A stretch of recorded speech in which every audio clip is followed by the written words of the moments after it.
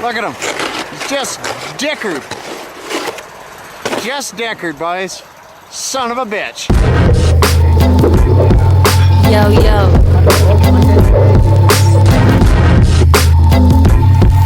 Class A, and macro. Not connected, not elected to participate. Bouncing down the stems will make your head hurt. Enjoy the takes.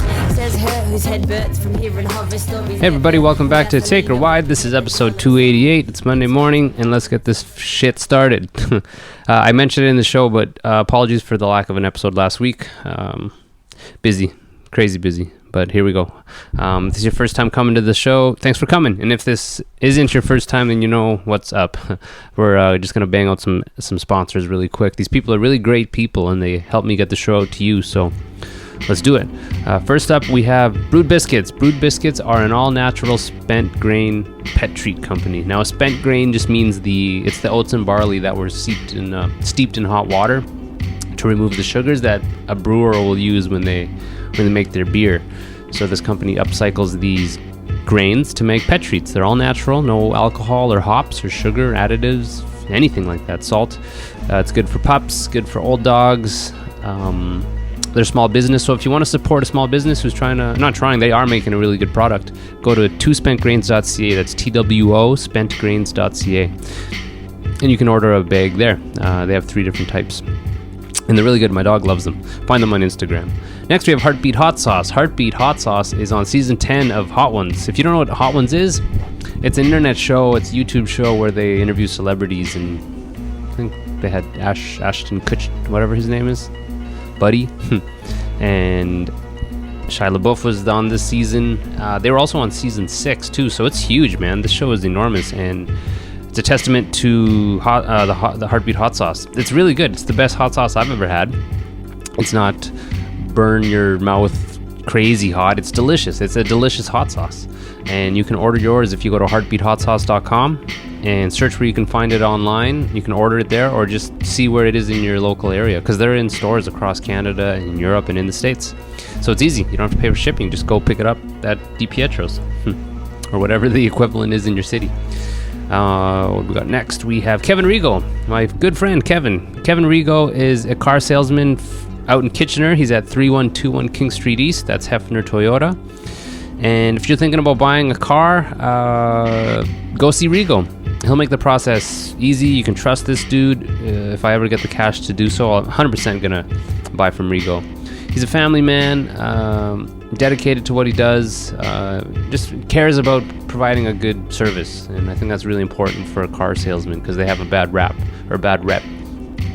And Rigo's not one of those guys. Rigo's a sweet dude. So if you want to go support him and his family, go buy a car off him and mention the show, and you'll get special pricing on new vehicles. IroncladGraphics.com is a silk screening company in Kingston. The fact that they're in Kingston doesn't really mean much as far as pricing, because they're competitive. They ship coast to coast. I've been using them for years. They did my shirts, and they're a great company. They do enamel pins and stickers and patches and everything. Everything you need, they can do it. So go hit them up, ironcladgraphics.com, and get a quote from them. Lastly, Wellington Brewery. It's Canada's oldest independently owned microbrewery out in Guelph, and I usually sip on the Hellas Lager. It's a delicious beer, but they have a billion beers. So if you're looking for something to buy, go try a Welly. So this episode is my good friend Josh. Josh Ligaya is the guitar player, songwriter for Auras. They just got back from tour not too long ago, and the record dropped, and we had a good little catch up. Yeah, it's always fun talking to Josh. He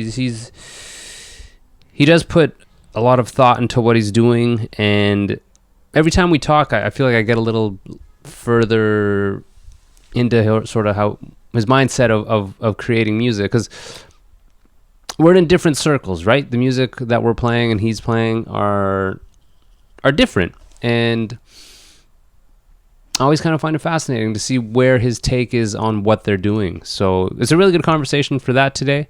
Stoked to have him back, and yeah, without any more of me talking, it's Monday, so let's do this. 288 with Josh. Hey, I didn't do an intro. Yo, yo, yo. Cheers, man. Cheers. Good to see you, dude. Good to see you, man. Fucking, it's been a while. It's been a while.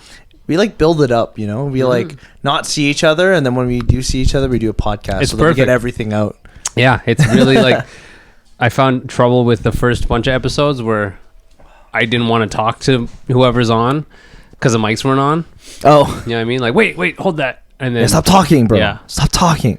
So fuck, man. Yeah, I was trying to think. So last time we talked, the record was just about to come out. Really? Yeah, I think so. What? You know? Do you remember when it was? I could look, but You don't have to. it was. I feel like it was this year, but it was right before the record came out.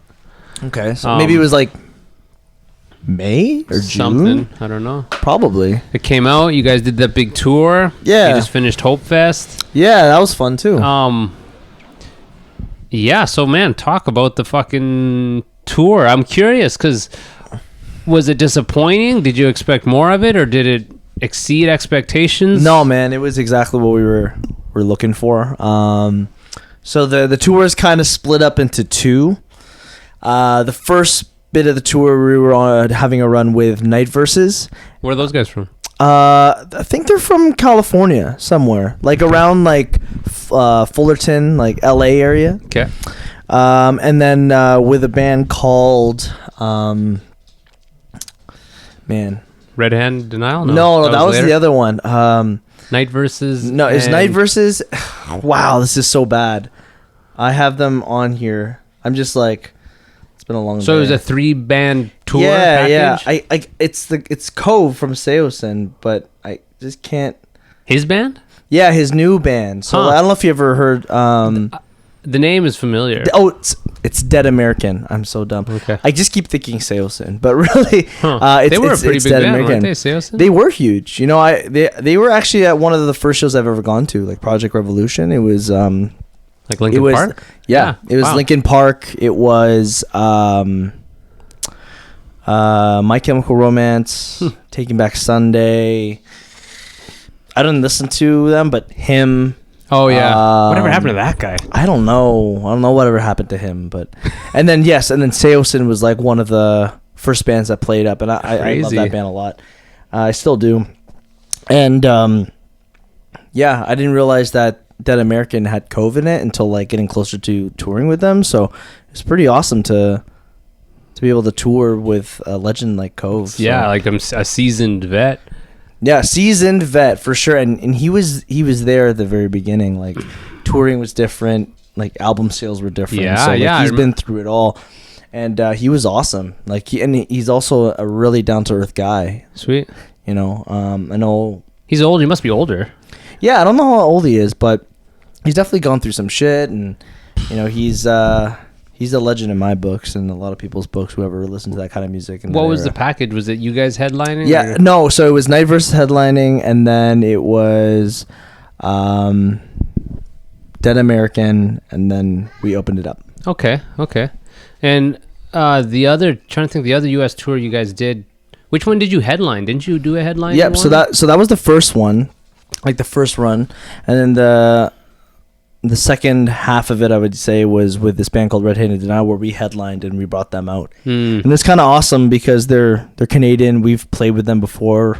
They're from Toronto, right? Yeah, exactly. And Lauren, she's like she's the front woman of the band, and she's got a huge YouTube following. I So remember you saying that. Like she does covers and shit. yeah, She's, like, really great covers. She's just got a nice social media presence, and she's an awesome person. And that band was it was great to bring them on. Who are they managed by? Those guys, Red Hand. They're managed by Red-Handed, new. I think it's called. Is it New Damage? No. No. It's Lucas Magyar's company.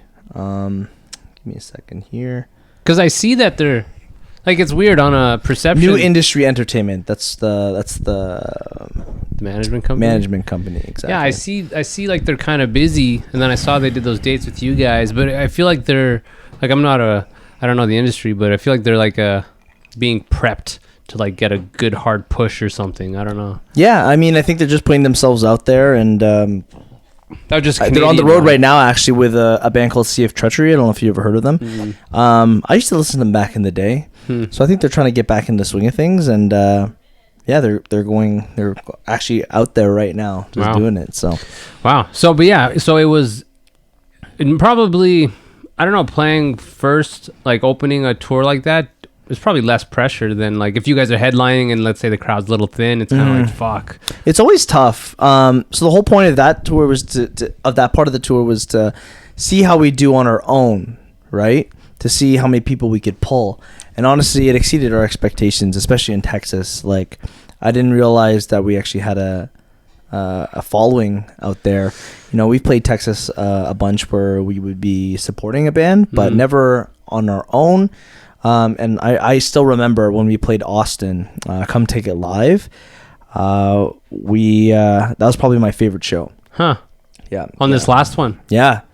It might even be my favorite show ever. Wow. Like, I don't know. It was just the fans really came out that night. So it's crazy. You actually have fans coming out to your show, like strangers that you don't know. And like we're still fresh too. Like we haven't really been around the block like enough alone to be able to like pull alone. So like that was just really nice to see. Hell yeah, man. Yeah, it's weird, eh? You don't know who's getting reached and what kind of marketing and targeting is working. Yeah, because it's an attempt for sure, right? Like, because I feel like you guys have that strategy and are making the right moves to like optimize on every opportunity that you can. That's great, man. Like Texas is fucking pretty far away, which actually doesn't really make sense as a statement because with the internet, that doesn't mean like you're not like this obscure band. Yeah, like, I feel like you guys do well in your circles. Yeah, in our circles especially. Yeah, and the thing is, Texas does really well for music anyway, so that market is just really easy to be able to have a decent show. Nice. You know, and it's the locals too, you know, and the promoters. Like the culture there is just a lot more like they're just all into it. They're yeah. Do you guys have a writer for your shows? Are you at that point? No. That'd be cool though.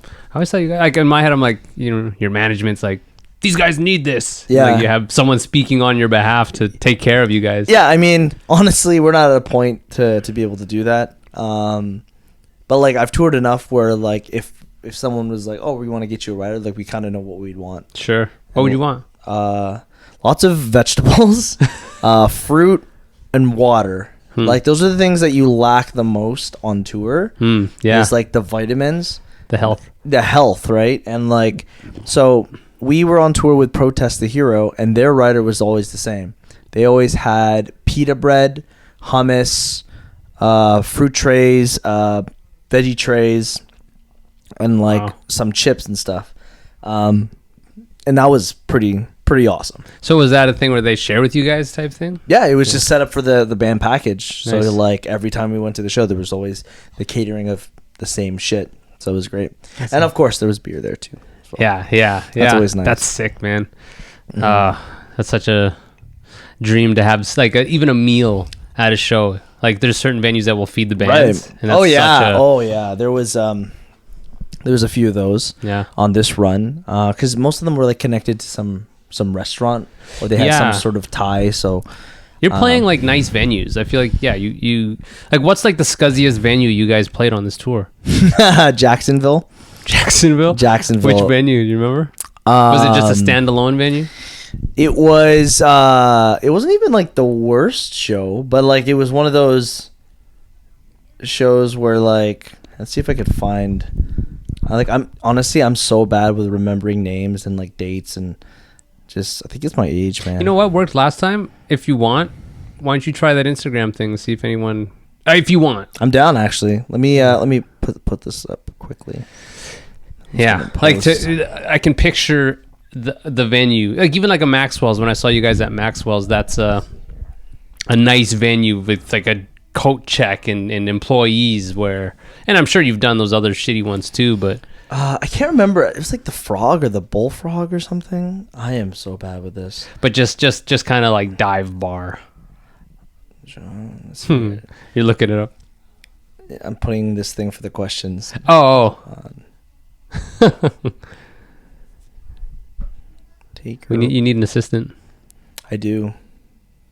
Actually, while I'm have this little pause. I just to the listener, apologies for no episode this week. I don't know if you noticed, I didn't put one up this week. So life gets crazy, and honestly, I started a new job, and there was training and long hours, so I just never got to it. So apologies, and I appreciate everyone still tuning in. How many questions are you gonna do? I don't know. We'll just see how many people actually ask. So we'll let that simmer. Let it simmer. Yeah. But yeah, the dive. So this dive bar, or this bar. It was it was like the back of like a bar. So it wasn't exactly a bar. It was at the back of a bar. It was the back, and it was like this, like a mini. Yeah, the bar wasn't even in the back there. So it's just like a music venue. Exactly. Was it all ages then? That was kind of the thing, so people could get in. No, it was just like we don't have, like, we've never played in Florida before. Okay. And I remember that was like a weird night because there was Wage War and Issues that played around the same time. Oh shit! Like, within the Issues same, are a huge band, aren't they? Yeah, within the same week, and the promoter even said, he was like, yeah, like I don't even know, like Issues played here last night. I don't know if you're gonna get that many people. I was like, oh, that's cool. So yeah, it was like a smaller show. It smelled funny, but I still had lots of fun. It's kind of a bummer when the promoter says that. Hey, your show is probably gonna suck. Like, Well, there wasn't even that. It was Why are like you gonna tell me we that? showed up and then we're just like, we had been following a couple tours, so we were like not surprised when you know, some shows didn't do as well. Like when we were in North Carolina, literally like a few blocks away, like August Burns Red was playing, like one of their anniversary full album like playing shows. So yeah, it's a bummer because you probably have people who would go to that show, go to your show. But absolutely. I had people message us and being like, sorry, like I'm going to the August Burns Red. I'm like, I don't blame you, because like they're playing an album from front to back. It's not like that. It's not like that's gonna happen again, you know. Yeah. Yeah. Fuck. So how long was that run? You said July, something to August. It was July 12th to August 10th. Wow. Fuck. Mm-hmm. Holy shit. It was man. it was a long one, but you know, like it was worth it for us. You know, when Yeah. you tour in the States, like you want to try to get best bang for your buck. So you know, paying for the visas and all that, you want to be able to actually capitalize. How'd you guys do? Like, you didn't lose your shirts? Like, was it a good investment? It was a good investment. The thing is that when you drop an album, you need to support that album. Sure. So we dropped it on the 12th of July, and we played on it. You know, you know, we played newer stuff on the road, and you know, met a lot of people. Well, I think to be part of a package is a good idea to kind of play it safe in like new markets, if you know I can use that term. Yeah. Now, were you guys selling the copies? Like, you had vinyl, right? I can't remember. We have vinyl, yeah. And how do you find it? Because I feel like your audience is a little younger than maybe a Grabber audience. What are they buying at the shows? Vinyls and T-shirts. Vinyls is actually very popular. I think it's a collectible thing now. With younger kids. I guess, but the vinyl, it's done really well. It looks beautiful, and like with the album artwork thing that we went with, like it looked really nice, and a lot of people just wanted us to sign it. Huh. And that was like the big thing. Huh. Signing autographs. Yeah. That's cool. What were you guys selling them for? 25 or more? I can't remember, because when you're in the States, you gotta change this to the American dollar. I don't remember, to be honest. I wonder, man. I wasn't really the merch. Oh, you guy. guys have a merch guy? No, but like I wasn't like the one to dictate that kind of stuff on those days. So I couldn't remember. What do you think's too much for a vinyl? I don't know. Like I'm not a kind of guy that goes out and buys vinyl, so I don't really know what's fair. But like, if people want it and they really like it, they're gonna get it for whatever price. I think it was like 40. I'm not too sure. There's this guy named Lewis Cole. You ever check out Lewis Cole? Lewis Cole. There was a viral video going around online of this kind of like funk band playing in an apartment, if that helps. I don't know, it's super sick.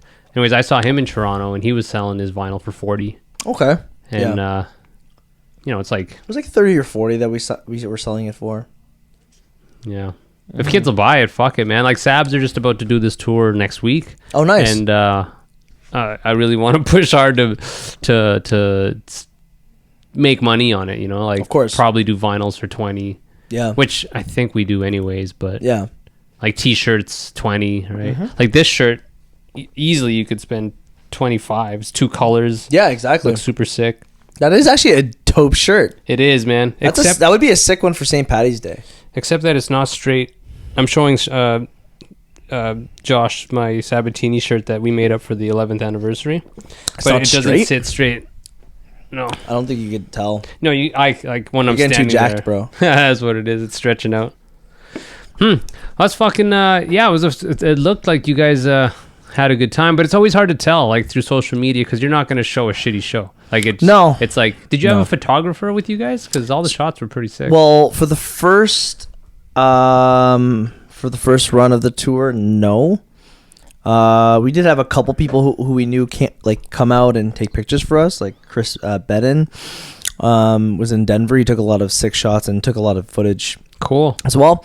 But for the Red Handed Denial run, they brought Alex, and he took all the pictures for us, and it was like amazing to have. And I shout out to Alex, Alex Lamb, like whoever needs pictures. His turnaround time is crazy. Like we would play the show, I'd go to bed, I'd wake up, and there's pictures ready in the folder, ready to go. I'm pretty sure like every time he went to the hotel, he just grinded it out until it was done, and then he went to bed. Wow, pro. Yeah, and it's pro, and like that's what you need. That's what a band needs: the turnaround time and being able to rough it out whenever you have to. Yeah, I feel like again, you guys like are strategic with how it's marketed. Like there's a marketing angle to what you do. Is there something kind of recently, maybe in the last year, looking back, that you're like, ooh, that wasn't very pro? Maybe a video or some postings on social media. Like I feel like you curate it super well that nothing really falls through the cracks.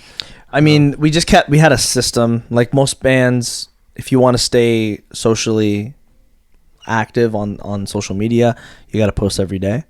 Keep everybody updated as to where you're going, where you just played, and just show up on their feed. And like honestly, we had lots of downtime, so for me, I took care of posting every single day. For the band and keeping everybody updated as to where we're going. So did you have people on this tour? They're like, "Fuck, man! Like, why don't you play this city?" It's like we were just there last night. Oh, all the time, like all the time. The fuck! I don't know if it's almost to a point where it's like I think they're trolling. Like you see it all the time through bands. So I don't really take it seriously. And like if you miss it, you miss it. Like I get it, but people are not quite on the ball in terms of scheduling themselves. The record like just kind of came out too, so with the label, is E1, right? Yep. Have they given you any feedback, like anything? Do you know, kind of like? Oh, of course. Yeah. So, like, I mean, they've been talking to us, through the intranet and just letting us know like what they think about the album, and they've been really supporting it. Like the whole team there they're great. They really are behind us on everything and making sure we get as much social media assets out and all the promotion and all the press. Like that was great when the album dropped. Like it was awesome. And then in Brooklyn, I actually got to meet the E1 team. Oh, that's cool. Yeah. So they all came out. There was like, I'd say like 7 or 8 of them. Huh. Even like one of the top E1 guys, Chris Taylor. He's like a music lawyer. He's worked with Drake. He's worked with like really big names like damn. I think like Our Lady Peace and Sum 41, like a lot of Canadian acts. He's actually involved with Peppa Pig as well. So what? Yeah. How? Yeah. What the fuck? Yeah, because that's Entertainment One. So he's got a. What? Yeah, he's that's involved nuts. with that. Exactly. So he came out. So yeah, they saw us play and had a few drinks with them and got to chat. And that's about cool. Stuff, and it was awesome. Yeah, I'm actually really happy they came out, and I was really glad that I got to meet them outside of email. So yeah, wow, that's like because I feel like any big label, any small band, this is my perception. That's just like they don't give a shit about me. Like you guys make good music, so they're gonna use that to, you know, it's a business, Right. but to show face and just spend like that shows that they care at least more than an email, right? Right. To And take the like, time out, and you come know, see the they're, show. they're like one of the biggest independent labels out there. And they great. just got a good system for music Yeah. with them. Especially they have their own metal division, right? Yeah. So break it down again for me. Like you guys were doing Good Fight. Like I can't keep up with Good Fight who's- is affiliated with E1. Okay. So it was just E1 that put this record out? No, it was Good Fight and E1. Okay. Yeah. Okay. So Good Fight is like under the E1 umbrella for like alternative metal music. Okay. Yeah. Cool. That's the best way to put it. Yeah. Who is like spearheaded by Carl. So Yeah, but it's funny. There's like a friend of mine who, like, I feel like Carl was like of the old school hardcore scene at some point, because there's like some friends I know. yeah, part of Ferret Music. Okay, yeah, that totally makes sense. That Yeah. was like such a hardcore Yeah. label. Yeah. Check your phone. Let's see if anyone. Yeah, let's see if we got any questions. Right. Probably not though. 4 million questions. Yeah, 2 questions. how do I check this? I'm never really good at this. Or whatever. This That's Zimmer. the last show. Where was that? Ottawa? No. Of that tour was Ottawa. Yes, yes. That was a good time. Mavericks. Yep. Yeah. There was a lot of bands on that actually. It was Really? more of like a festival. Whoa. Yeah, like we had. I can never say it. Clitoris. Clitoris. Yeah, with a K. Yeah, exactly. What do Those those guys guys were. sound like? They were. Death metal. Deathcore. Like, have you ever listened to like Rings of Saturn? Mm-mm. Beneath, like, maybe. The Massacre. Yeah. Okay. Yeah, like stuff like that. Like just really intense. Huh. But like they're like funny and like they have a nice little spin to it. But they were tight as shit. Like so impressive on the shit that they were doing. Huh. Yeah. I was that your package and then just another show and they just combined the shows, or? I mean, it was they headlined it and then we like were like the supporting for them. Yeah, because they're from Ottawa, so. Oh, they are? Yeah.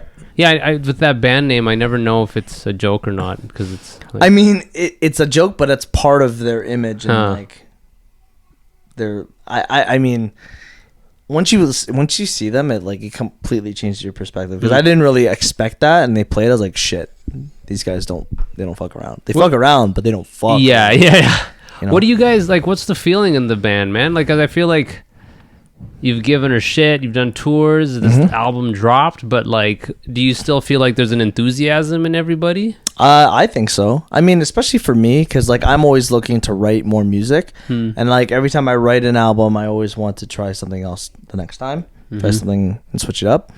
I've been heavily inspired by this band called Sleep Token recently. They're like this. I can't even describe this band. Like they're like alternative, but like they're heavy. And Sleep Token? Sleep Token. Yeah, they're from the UK. I think I found them like 2 weeks ago, and I've been obsessed ever since I found them. And like the vocalist is an amazing singer. Like he could be in like top 40. Wow. Like Sam Smith. I'm talking like that kind of top 40.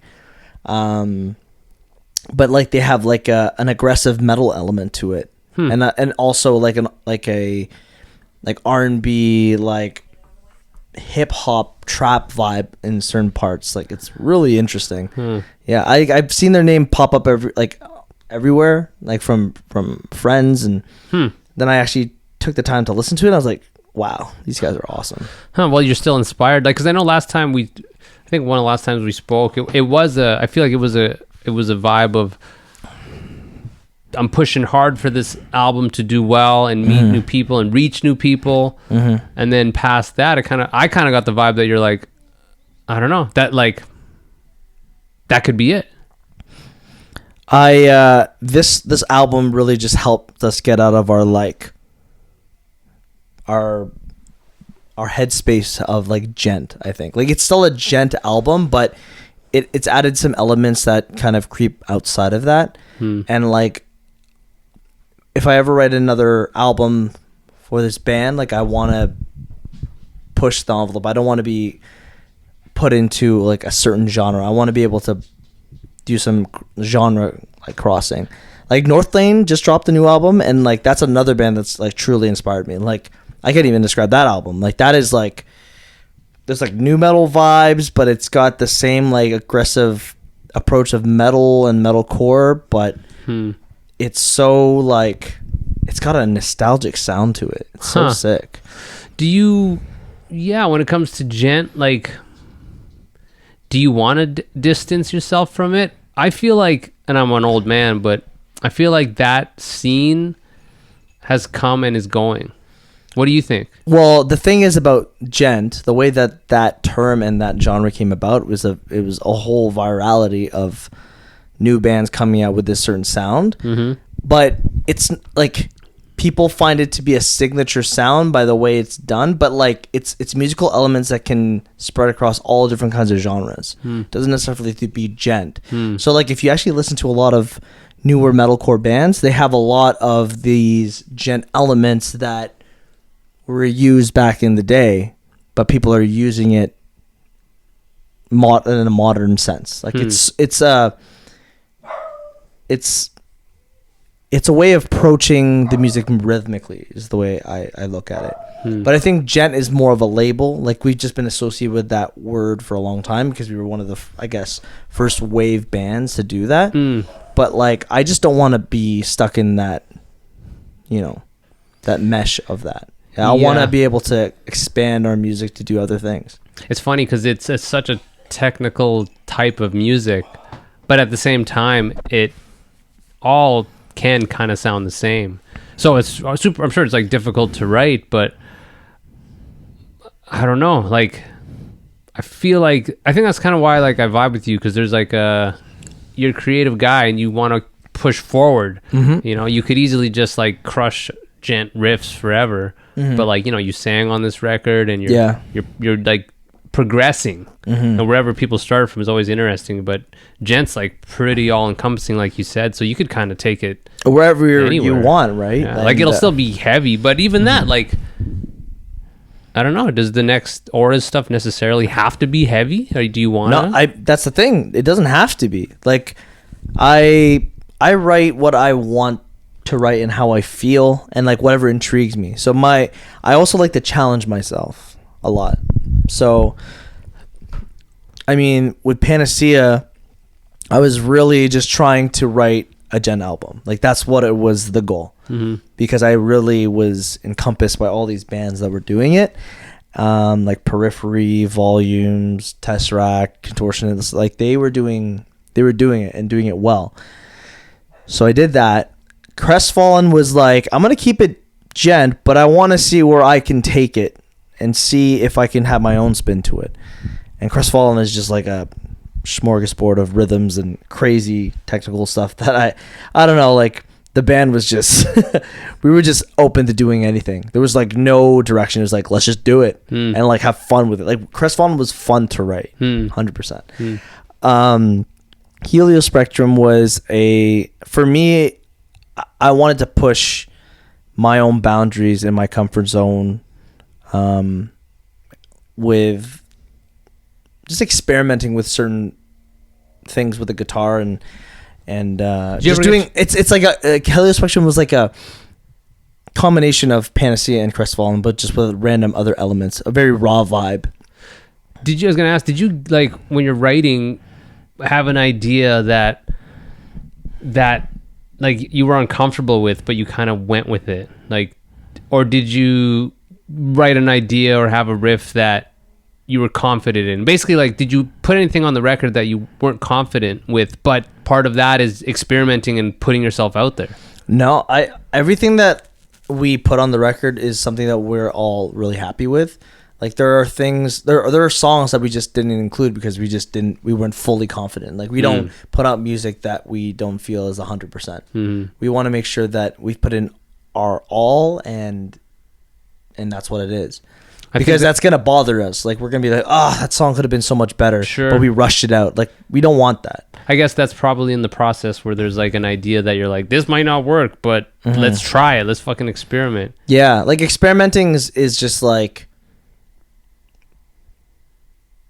I just let the writing process just take care of itself, and I don't really think about what the outcome is. I just write for the sake of writing, and I just keep digging and until I just don't want to dig anymore.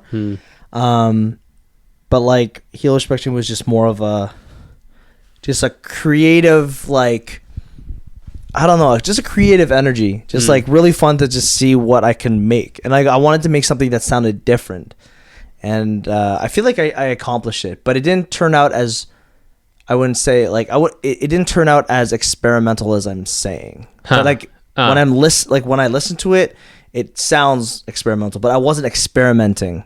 Like I look back at it, I was like, that sounds really interesting. Like there was no direction in that really. And then this one just had a lot more purpose and more thought process put into it. In challenging myself, I wanted to see if I could do the vocal thing. That was like a big thing. Sure. I just had a buddy on, my buddy James from his band X's for Eyes. Same thing.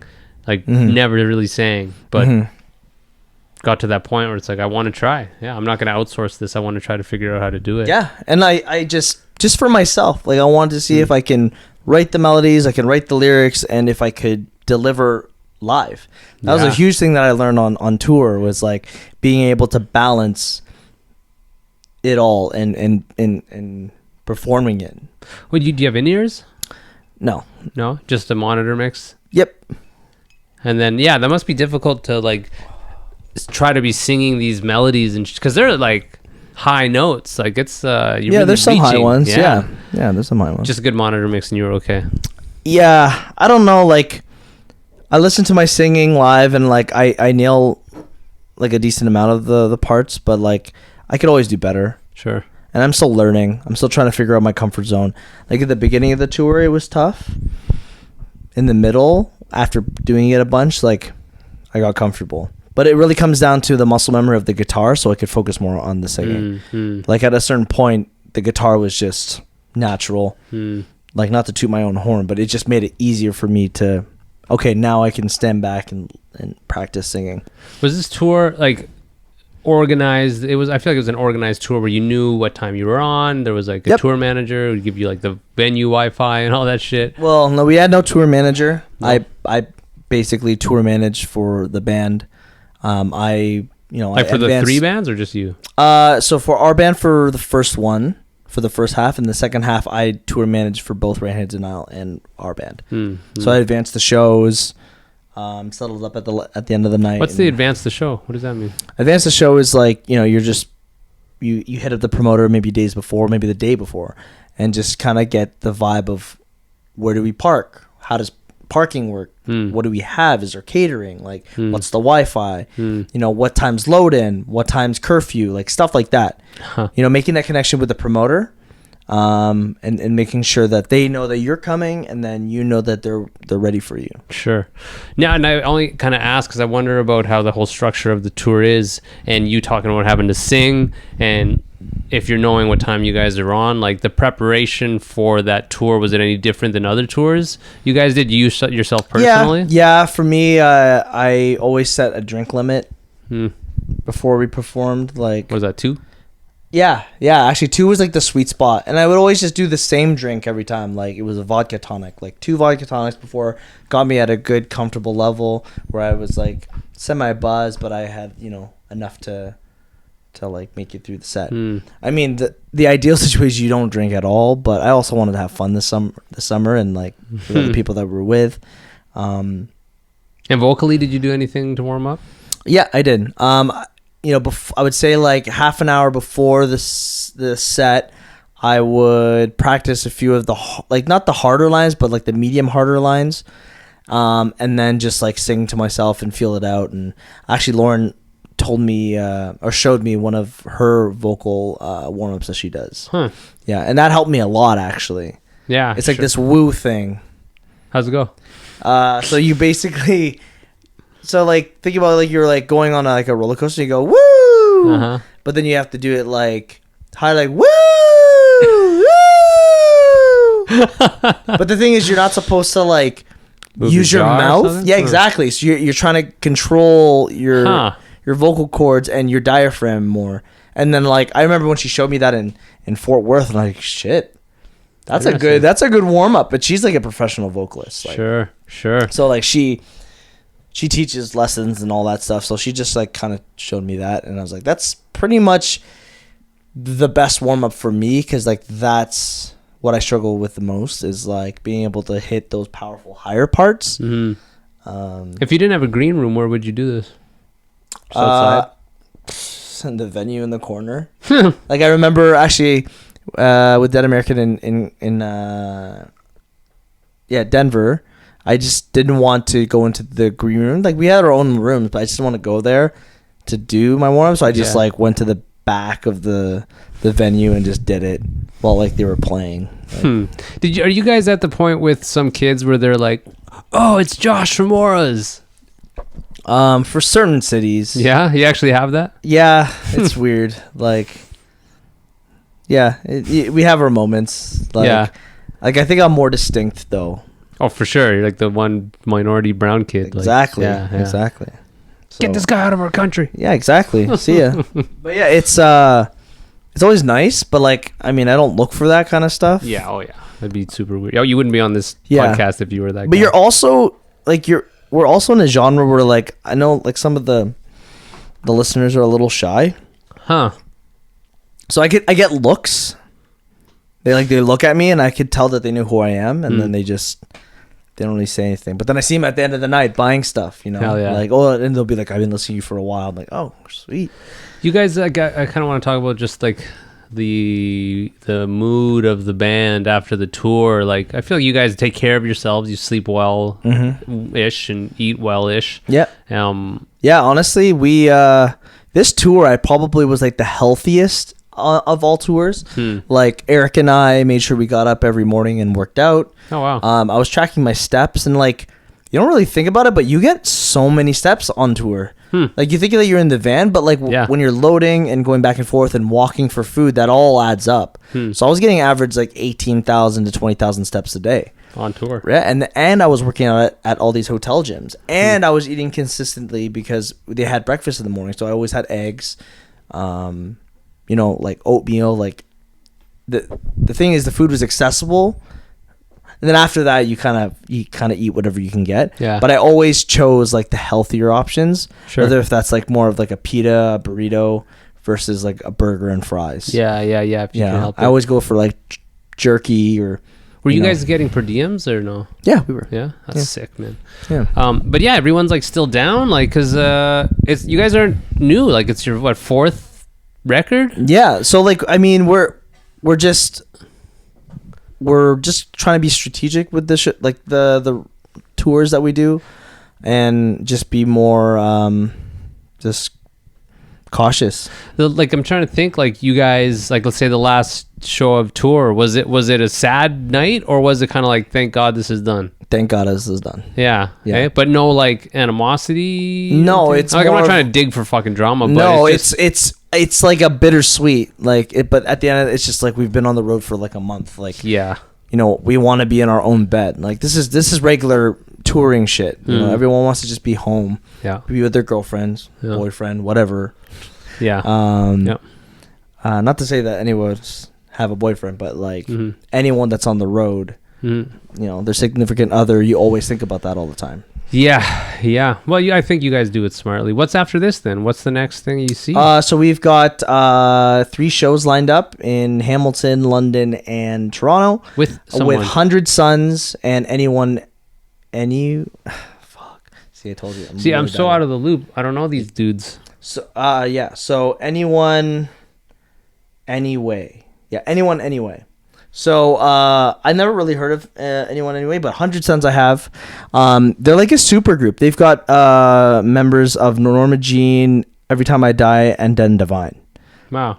Yeah. So they're from all over, and yeah, they're. Is the singer in that band? The singer of Every Time I Die? No, of Norma Jean, I believe. One of the vocalists. Okay. Yeah. But yeah, I'm stoked to be on this this run because one, it's local. It's gonna be super easy, and the reward will be there because I know a lot of people really want to see us around this area. You're not hitting the same cities that you did with the red-handed? No, we with those that was all states. The only Canadian date of that entire tour of month tour was Ottawa. Oh wow, okay. Yeah. Okay. And that was awesome too. Like it was nice to be home and play in front of Canadians. It was great. Have poutine. Yeah, get back home. Yeah. Huh. Yeah, Ottawa was actually it was like bittersweet cuz like I miss playing to Canadians just because you just have like this weird like you get homesick when you're on the road in the States, like it just doesn't feel like home. And then Ottawa being so familiar, like it was awesome. Like I was like, man, like I wish we could have done more shows like in Canada for this run, but it just wasn't in the cards. Well, maybe it's wrong, but are you guys more well known in Canada than in the States? No, like the States, like there's more cities to hit. So overall, you feel like you're more well known in the States. If we were to do a tour in the States, it would just be a better reward because one, there's a lot more culture on that side, so there's a lot more activity, a lot more turnout.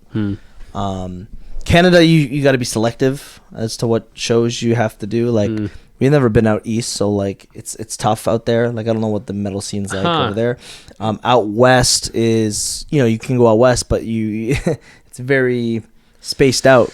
Yeah, very spaced out. Who are like big kind of bands in your scene from Canada? Intervals, right? They're a Canadian Intervals, band. but they're more of like a prog rock. Like what about Periphery? Are they Canadian? No, they're from the States. Like in our genre, not much. I don't think so. There isn't. There really isn't. Like I'm trying to think like out west and even out east, like I don't know any kind of bands that are playing that kind of stuff. Exactly. So like it doesn't make sense. But like Southern Ontario, we just have a following because we're just within that radius. Yeah. We've played Hamilton a bunch. We've played London a bunch. We've played Toronto. We've played Ottawa, Montreal. Where haven't you played? Windsor? East? Oh, we've played Windsor. We've played Windsor. That's kind of all the places. We've Kingston? No one's played Kingston. I think we've played Kingston. We've played Done Montreal. St. Catharines? Maybe? St. Thomas. St. Thomas. Weird. I don't How was that show?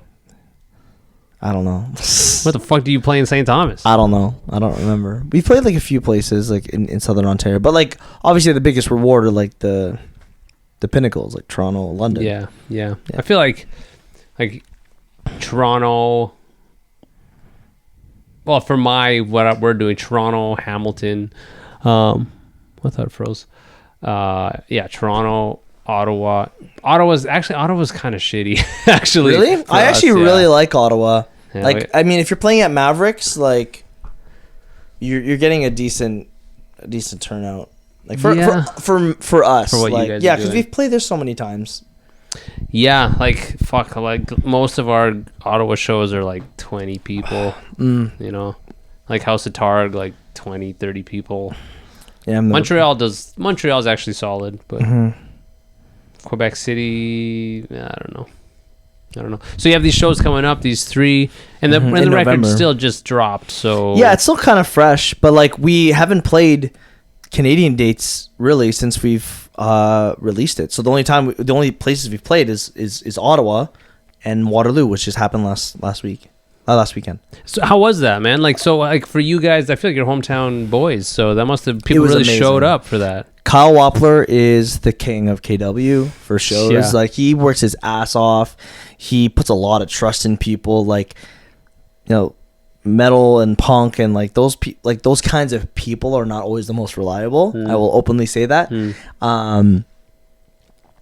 I think just bands in general. Like, it's not you're not wrong in saying that. It's not an ideal like groupings of people, but the thing is though is he keeps a community with like Kitchener Waterloo. Like, there's no way you can have these different kinds of bands play in one festival. Like, they're all different genres, and have a turnout like that. Like, it was awesome. That was probably our biggest turnout in Waterloo. That's awesome. I think. Like, I just remember looking at him like, shit, like, we played this room before. Like, I haven't seen it like this before. You guys had a sweet slot.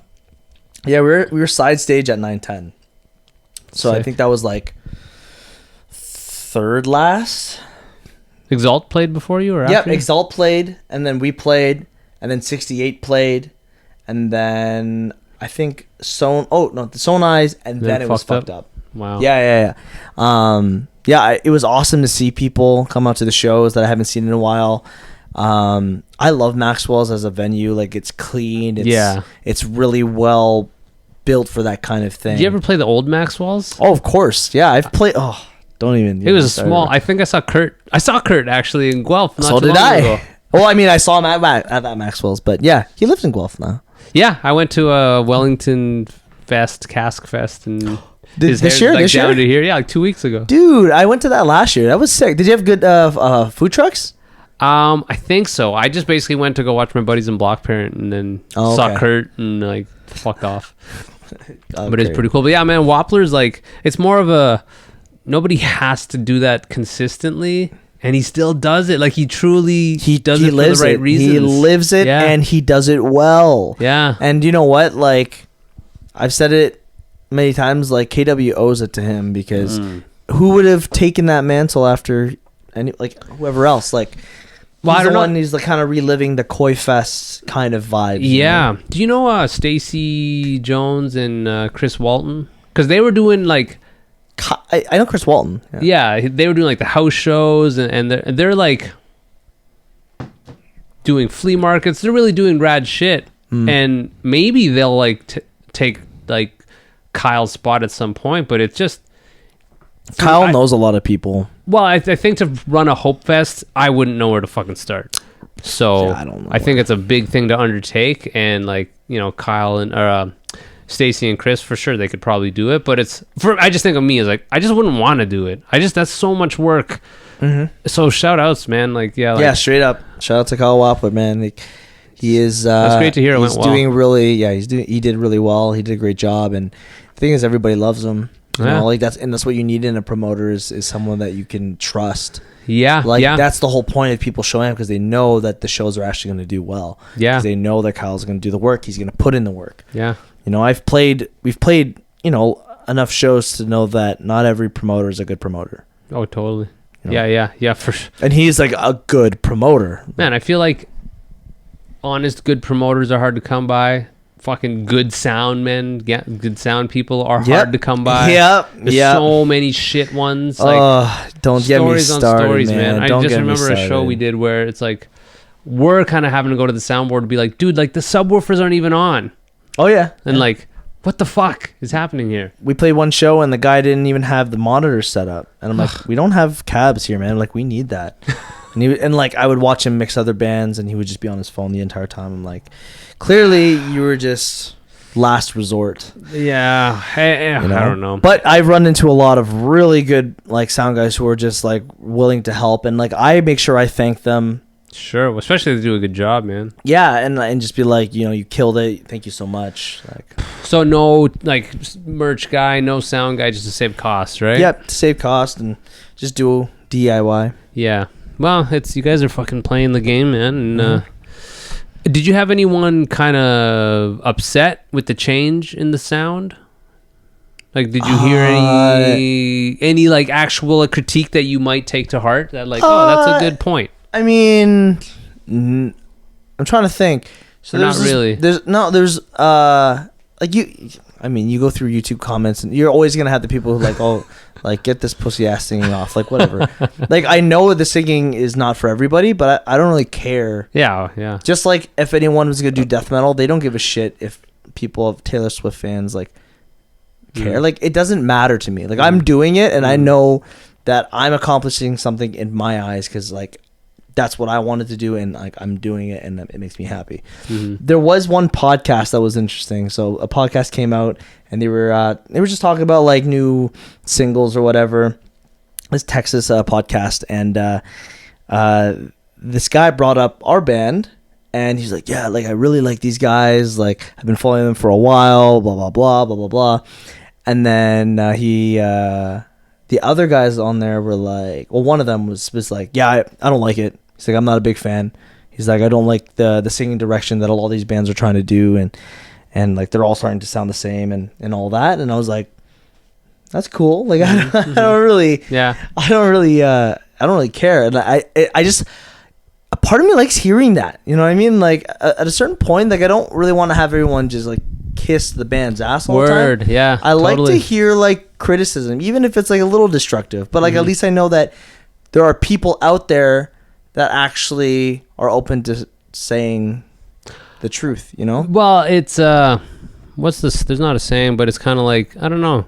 It's not until you get haters that you're actually starting to kind of like blow up in a weird way. Like maybe. if you put something out there and it's all across the board, like this is amazing. That's it's when I get worried. Questionable. That's when I get worried because I'm like, I don't know if they're lying or like they're just trying to sugarcoat it.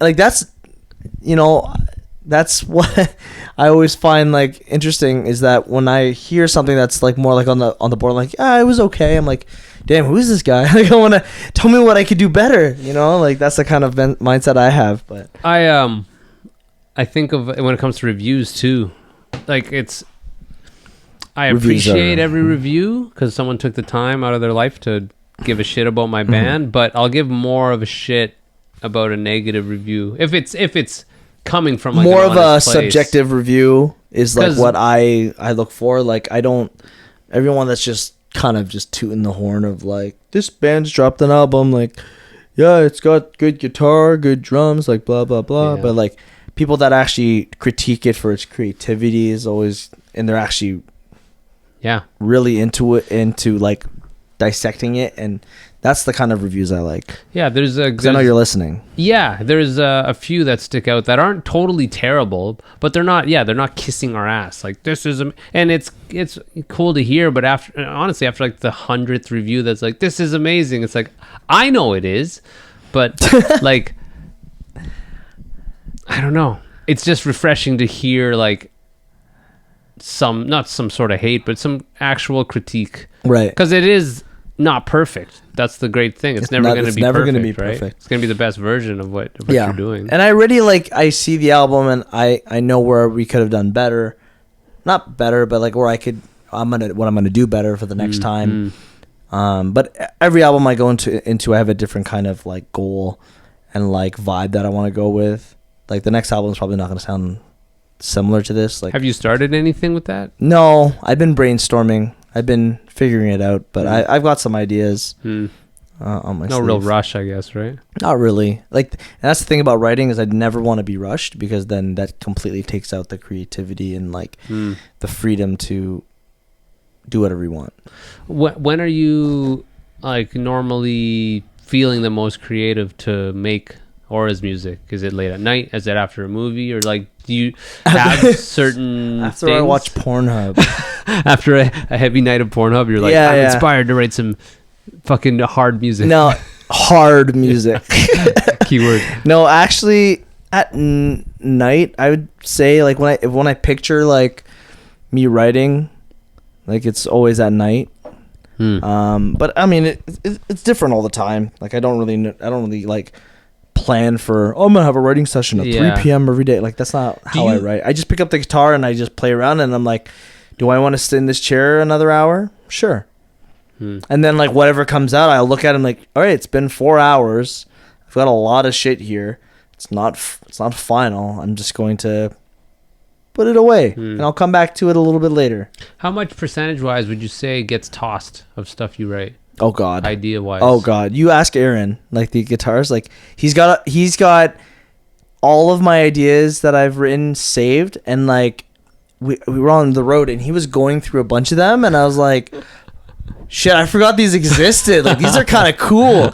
And she's like, yeah, we need to use this. I'm like, yeah, you're right. But like I send him all this stupid shit all the time and then he just keeps it in the bank, and then so a good maybe chunk, we'll revisit. Yeah, like honestly, if we collected all of the scraps of things that we haven't used, like we'd have enough for like maybe an album and a half. Wow. Yeah. But like it's some of it's dated and some of them it's just I'm not really feeling. But if we ever wanted to piece a song quickly, we could make it work. We would just have to put in a little bit of extra care and and tender love into it to make it. But you know, for me, I like fresh ideas, and I always stem from different approaches that gets me inspired and intrigued about writing.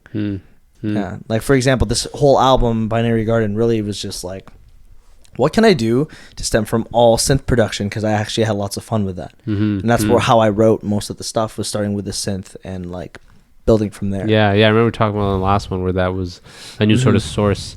It was exciting to see what'll happen, man. Like you know, again, you guys are in a position to do well, and you're making the right moves. Whatever that means, right? Like doing well is what is that exactly? Like being able to make money, or like being comfortable, or being happy. Like Aaron always talks about, is like, if this band ever stopped doing the touring thing, or like stop playing shows, like we'll always write. We're always going to be writers, and like we'll always create something. So that's kind of the goal, right? Just like, do you see yourselves being a band in like 15 years? I mean, but what does that mean to be in a band? Like, well, releasing Aura's music. I think like you and your boys. I think so. Yeah, I could see us like releasing, but I don't see us touring. I don't see us doing like this big like press release or anything like that. I don't see that. Like I just like being able to use auras as a way to express ourselves. That's great. You know, it doesn't have to be like this forefront of, we're going to play these festivals and all that. Like it doesn't have to be that. Was it ever that in your mind? Were you reaching for that ever? I think at a certain point when we were younger, like when we realized that, oh shit, like we could do this. And like, I think that's a lot of the mindset for these musicians that are starting to like dig in now, is like they had a dream to just do a band thing, and like each year they're always bigger than they were last year, and I think that just keeps on going, and then you start to see like more and more potential every single time, more and more promises made, and more support, and you kind of just get tied into that. Every band's different, but I think at a certain point you kind of reach like the limit, but but that's all dependent on your expectations. If you're like, I want to be able to do festivals every summer and tour like 8 months out of the year, and like that's your goal and you want to live off, then go right ahead. But at the end of the day, it's whatever you want the band to be. That's like great. That's been my mindset lately, is that any music can be whatever whatever you want it to be. It doesn't have to be the poster boy band using the algorithm into getting likes and getting views and getting good tours. Like it doesn't have to be that. You could just be an artist. What was I just listening to? That's a good way to put it, man. Just make the art and like kind of don't worry about all the other shit. Yeah, because in the end, that's all you can really do. Even when you are trying to fucking make it. Yeah. You have all the cogs and all the machine to work for you, like. And that's the thing, is making it, like that could mean so many things. You know, and a lot of people tie to a certain idea of how it's supposed to turn out, and they get disappointed easily. But if you just do it for the sake of doing it and just be part of that process, like you'll never be disappointed. Man, that's amazing. I think that's a perfect way to fucking wind this down. I'm checking the time here. Yeah, we're at like an hour, man. Hell yeah. Check your phone lastly if there's anything, and if not, we'll start to wrap this fucker up. If not, no one cares. It is a kind of last minute, like, hey, put a post up, see who's... What the... Okay, I like this one a lot. Excuse me. How do I do this here? I think last time we had this trouble too. Yeah. You're getting too old, bud. I think that's what it is, or just... It's taking a while to load. No, that's okay. Wi-Fi shit, bro. I've played a bunch of Aura's stuff already, so we could do another track. I don't even remember what we played last, or I don't know, maybe you can play anything you want for the Hibzine. What do you want to do? We could play a new track, because we haven't played that on the last one. We didn't? We played an older track, did we? Did we? I don't know. Didn't we play like something else? I don't remember, man. I don't know. Fuck it. Just whatever. What should we play? Let's do let's do Pseudo Intellect. I'll put that on there. So Okay, sweet. So this is Aura's Pseudo Intellect, right? Off of the Binary Garden, which was released, right? I'm saying all this right? I'm fucking terrible. I say things wrong all the time. Last month, August 12th, it was released. July 12th. There you go. See? So this is it right here.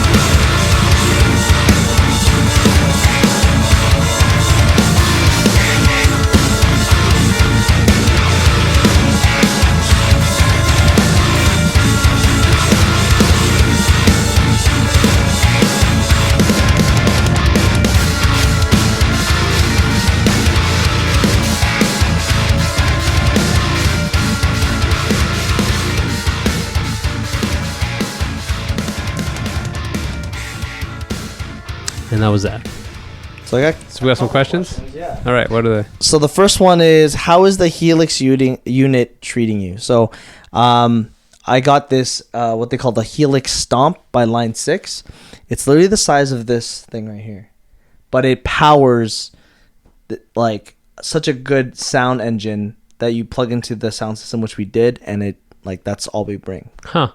Each of you, like you and Aaron? Yep. Huh. Yep. We just plug right in and just do it. So it's been treating me really well. You could use it as a sound interface, like a interface at home on your laptop. The sounds you can get out of it is just amazing, especially if you know what you're doing with tones and you know what you want. It's just such a handy, user-friendly thing. So I recommend anyone who is looking for like a cheaper, more compact version of like what everyone's using now, like Kempers and Axe Effects. Like this is the one I recommend to use.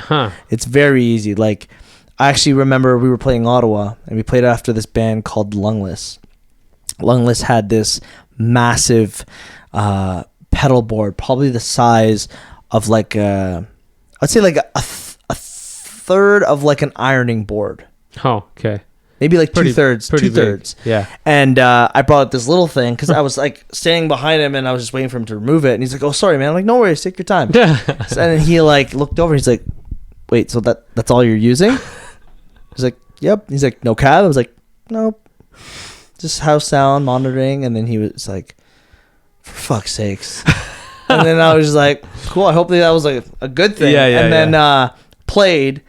Then we went to the merch table after, and he came up and he's like, "Sorry, I didn't want to come off as a dick, but if you're able to get sounds through that thing like that and only have a small thing, like, fuck, I've been doing it wrong." He said something like along those lines. He's like, "Fuck." Yeah. And it's such a great investment. And Helix is called? Helix. And the thing is, it's just technology is only going to get better, so you just keep doing it. The thing that we kind of integrated for the newest show is we've put we've got like Mackeys, like these like monitors that don't need any heads or anything, and you just plug directly into that from your pedal, and you have more stage sound. Wow. And so it's your own personal little monitor. Exactly. Right behind us, gives us a little more stage noise, and it sounds great. Like it sounded awesome. And wow. yeah, I literally picked up that Mackie right before we played at Waterloo show. Who asked that question? Just in case he's listening. So shout out to Zahid Ahmed. Cool. All right, Zahid. Yeah. Thanks for the question. Second question. What was it like to be a metal fan going to high school like Monsignor Doyle? This guy knows. Yes, it's. Were there a lot of you guys? It's probably the same in most high schools where there's like a select few. So I think I was like into like, like the accessible kind of metal in like grade 9. Like what? Avenged Sevenfold, Linkin Park, Bullet for My Valentine, like that kind of shit. And then I vividly remember in grade 10, Eric, who is now our vocalist, like I didn't really know him that well. Like I don't even remember how we like really got to hanging out, but he gave me a DVD that was able to store more songs onto it. I don't know like how it worked, but he gave it to me for me to put on my laptop, and he gave me like albums and albums and albums of like more like alternative emo screamo stuff. Okay. So to get me out of my like headspace of like metal, like fast paced like Dragon Force metal and all that, like it was like more feel and more like artistic approach. So like like Under Oath, Seosin was on there. I don't really listen to them. Is Thrice a band that's like that? Yeah, they are, but that wasn't on that DVD, so I never really listened to them. But like Taking Back Sunday or something was on there. A Day to Remember, Atreyu, like that whole like scene metal kind of stuff. Yeah. Escape the Fate, Bless the Fall. I can go. The list goes on and on. So through him, like, he kind of opened this door of different kind of music, and that was grade 10. And then we became like we got in a band together, and then we just kept going and expanding our music, and like more trained ears lead to new music to like. And yeah, we were just within our own circle at that point in high school. So like there was probably like I would say like 20 of us that all listened to the same kind of music. Yeah. That makes me think of high school where we have at lunch a round table. Everyone had their little cliques. Yeah. And like ours, was like we had the punk kid, like kids listening like AFI, and then like we'd be like the new metal like Cannibal Corpse kids, but we were kind of like the new metal outside, Cannibal Corpse. Yeah, the outside. That's all the same. Yeah, we were like kind of the metal dudes, and they were like, but we all sat at the same table. We were kind of like the fringe music lover type people. Yeah. Yeah, but it was like a handful of us, and also it's Fort Francis, which is like 9,000 people. So True. So The thing was, like, I was never like a metalhead or anything. Like, I just listened to that a lot. But I also loved hip hop. I loved R&B, pop, like even like the Euro techno stuff was cool. Like, I was just open to all music. So funny, all that just kind of like I could see the line from all that you said to like auras now. Yeah, I all know. these influences. It's like true that. though. Like, you look back and like they all have elements that I've kind of cherry picked and everyone's put into like my own that, right? my own thing that I want to do. So it's kind of cool to be able to do that. It's like any other ones, or is that all the good ones? I should have posted this earlier. I posted it at an awkward time. It's all good. Yeah, but it's all good. We could keep ones. going, but I don't like to keep these too long because Smart. yeah, people are Attention working spans are like out the for fucking real. window. Okay, so we played the track, and then you guys have these shows. What are the show dates? Do you remember? Yeah. So November 22nd, we are playing Sneaky D's in Toronto. Okay. November 23rd will be Club Absinthe in Hamilton. Excuse me. And then in November 24th will be London at Call the Office. So any Southern Ontarioers in the area and you want to come see us, 100 Suns or anyone anyway, come on and hang out. It's going to be a good time. These shows are going to be really fun. So I'm pretty excited. Yeah. Cool. And people can find auras. Just Google auras. You can find it. Like, if you Google auras, you're just gonna get a lot of chakra stuff. What? Yeah, right. Yeah, I guess it's actually kind of funny though. I always check on Google to see like how deep into Google search are we. I think we're like 3 or 4 pages. So how's the best way for people to find you? I know we've talked about it before, Instagram. If you just put like Auras Official, same with Facebook, just Auras Official, you'll be able to find us. Sick. Instagram is probably our most active, just because it's very easy for me to post and just very easy to connect with the fans. Awesome, man. Yeah, thanks for coming back on, man. Yeah, of course. Always I dope, love man. coming on here, man. It's sick. It's so easy. It's a good catch up. Yeah, for sure. People listening, you can how do I do this? You can grab merch from me. I go to takerwide.com. You can find out shit there. Shout outs to all the sponsors, heartbeathotsauce.com. Find the hot sauce there. They're on season 10 of Hot Ones. Did you see that? I know. I watched the Shia LaBeouf one. Crazy. Man, he's an interesting guy. I didn't see it yet. I like him a lot. I don't know what it is. I feel like that show makes people pretty likable. You just see them suffer and you're like, okay. Well, yeah, it like humanizes them. Yes, that's the best way to put it. It humanizes them, and there's snots coming out their nose. Yeah, and like really, the guy just dictates everything because he's asking these questions so perfectly as an interviewer. He's so talented. Yeah, people who don't know that show, just find it. And Hot Sauce, Heartbeat Hot Sauce is on there. You can get some hot sauce from them in your local store. They're across the States, Canada, Europe. They're killing it. Brewed biscuits, go to twospentgrains.ca and order yourself some all-natural pet treats. Kevin Rigo of Hefner Toyota, go buy a car from my man Rigo, 3121 King Street East in Kitchener. Trying to run off the... ironcladgraphics.com for your silk screening needs. They can provide you with everything and anything. Stickers, enamel, pins, shirts. And lastly, Wellington Brewery for the beers. I was sipping on the Hellas Lager, and it was delicious. Go to the Instagram page. You can find out old episodes there. Take a Wide Podcast. That's it. I don't know. Any last words, Josh? No. Not Not much. All right, guys. Love you, and have a good week, okay? Peace.